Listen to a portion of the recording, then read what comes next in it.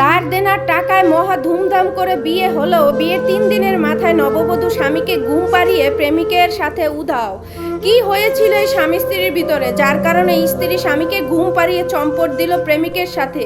সম্পূর্ণ কাহিনীটা জানতে হলে ভিডিওটা ধৈর্য সহকারে দেখতে হবে বন্ধুরা ঘটনাটা ঘটে শরীয়তপুরে। ঘটনার সূত্রে জানা যায় 7ই আগস্ট পারিবারিকভাবে কাবিনের মাধ্যমে বিবাহ বন্ধনে আবদ্ধ হয় একই এলাকায় পোশাক কারখানায় কাজ করা সাইদুল এবং ফারজানার সাথে। এরপরে 21শে আগস্ট অনুষ্ঠানের আয়োজন করে তাদের পরিবার।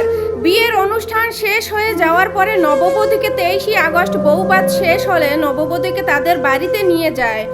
বাড়িতে বিয়ের কার্যক্রম শেষ করে 3 দিনের মাথায় ফারজানাকে নিয়ে নতুন শ্বশুর বাড়িতে বেড়াতে আসে সাইদুল। পরের দিন সকালে স্বামী ঘরের ভিতর ঘুমিয়েছিল। নববধূ ফারজানা বলেছিল, আমি একটু ঘুরে আসি, কারণ অনেকদিন তোমাদের বাড়িতে ছিলাম, আমার বন্ধু বান্ধব আছে, ওদের সাথে একটু কথাবার্তা বলে আসি।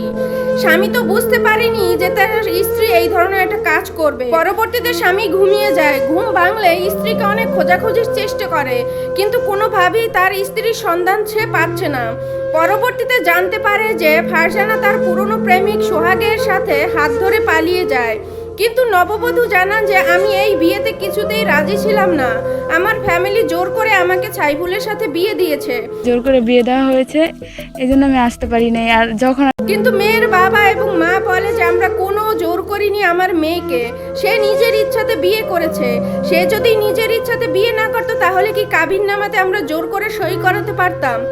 তোমার যদি কোনো জায়গায় সম্পর্ক থাকে বলো, এলার আমি অন্য জায়গায় বিয়ে দিব না।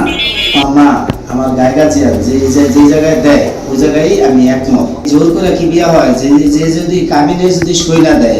পক্ষে এবং কনে পক্ষের মা বাবা উভয়ই জিজ্ঞেস করেছিল বিয়ের আগে যে সে কোনো সম্পর্কে জড়িয়েছে কিনা, কিন্তু মেয়ে বলেছিল কোনো সম্পর্ক সে করে না। পুরনো প্রেমিক বলে আমি ফারজানাকে ভালোবাসতাম। তার মা বাবা এই বিষয়টি জেনেও গোপন রেখে তার মেয়েকে অন্য জায়গায় বিয়ে দিয়েছিল, কিন্তু আমি আমার ভালোবাসার মানুষটিকে ছেড়ে কিছুতেই একা থাকতে পারবো না।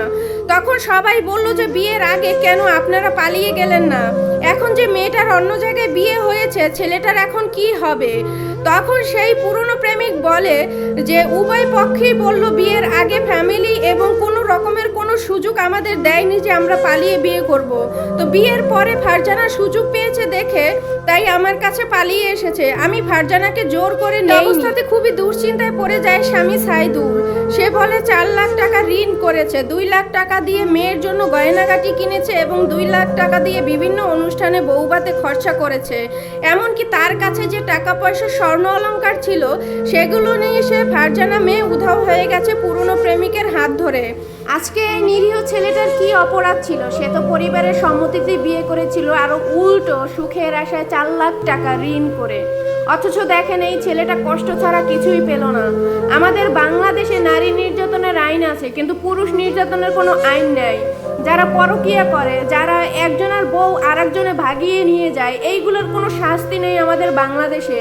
যদি ভয়ঙ্কর কোনো শাস্তির ব্যবস্থা করতো প্রশাসন, তাহলে অবশ্যই একটা মানুষ এইসব কর্মকাণ্ড করার আগে একটাবার চিন্তা ভাবনা করতো। তো আশা করি বন্ধুরা ভিডিওটা ভালো লাগলে অবশ্যই শেয়ার করে অন্যকে দেখার সুযোগ করে দিবেন। ধন্যবাদ সবাইকে এতক্ষণ সাথে থাকার জন্য।